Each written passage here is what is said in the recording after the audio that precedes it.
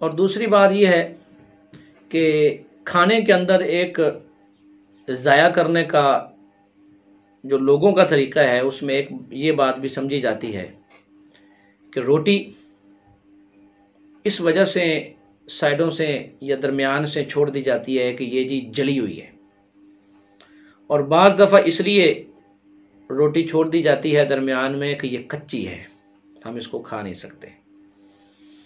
لیکن اس میں آپ سمجھ لیں کہ جلی ہوئی روٹی یا جلی ہوئی روٹی کا ٹکڑا اسے کہتے ہیں کہ اس جلے ہوئے حصے کو لوگ کوئلہ کہیں، پھر وہ جلی ہوئی ہے، تھوڑی بہت سے کوئی فرق نہیں پڑتا۔ اور کچی روٹی اسے کہتے ہیں جسے لوگ آٹا کہیں کہ یہ تو آٹا ہی رہ گیا، یہ تو روٹی بن ہی نہیں سکی۔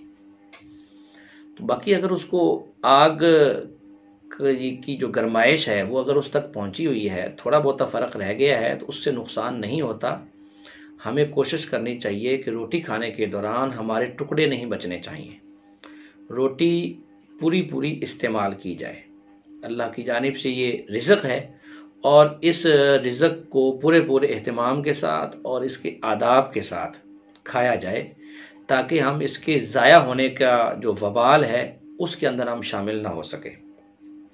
اور ایک اور بات کا ہمیں خیال کرنا چاہیے کہ جب ہم کھانا کھاتے ہیں تو ہمارے ساتھ شیطان بھی شرکت کی کوشش کرتا ہے کہ میں بھی ان کے ساتھ شریک ہو جاؤں، اس لیے ہم سنت کے مطابق کھانا کھائیں گے تو شیطان ہمارے ساتھ کھانے میں شرکت نہیں کرے گا۔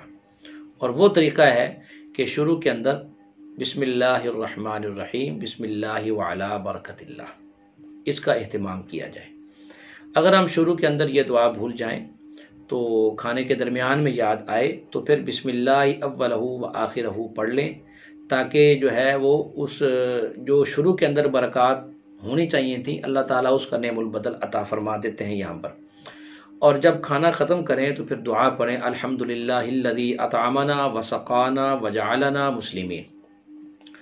اور اگر آپ نے کسی کے ہاں مہمان بن کر گئے اور اس کی دعوت تھی، آپ نے اس کی دعوت کو کھایا اور وہاں سے جب آپ فارغ ہوئے تو آپ دعا مانگیں، اور اس میں یہ دعا بھی پڑھیں اللہم اطعم من اطعمنی واسقی من سقانی، یہ دعا بھی ساتھ ساتھ پڑھ لیں۔ دوسری دعا جو کھانے کی اختتامی دعا ہے وہ بھی پڑھنی ہے، اور پڑھ کر پھر آپ جو ہے وہ کھانے سے علیحدہ ہوں۔ اس کا بھی ہم سب کو اہتمام کرنا چاہیے، سنت کے مطابق کھانا کھانا چاہیے۔ کھانا تو کھانا ہی ہے، لیکن اگر سنت کے مطابق کھانا کھائیں گے تو اس پر اجر بھی ہے، ثواب بھی ہے، اور جسمانی فائدہ بھی ہے۔ اللہ تعالیٰ عمل کرنے کی توفیق عطا فرمائے۔